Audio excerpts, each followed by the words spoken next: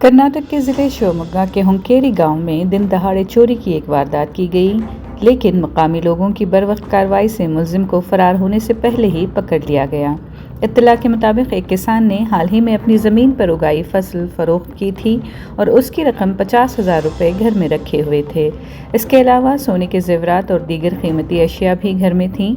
दिन के वक्त जब घर पर कोई मौजूद नहीं था और मकान मुखफ़्फ़ल था, मुलजिम ने मौके का फ़ायदा उठाया और दरवाज़ा तोड़कर घर में दाखिल हो गया।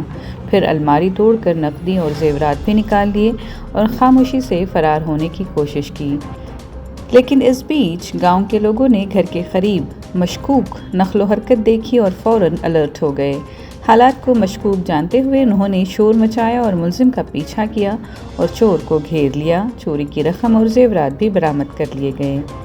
मुलजिम को सागर रूरल पुलिस के हवाले कर दिया गया। पुलिस ने मुकदमा दर्ज करके मज़ीद तहक़ीक़ात शुरू कर दी हैं।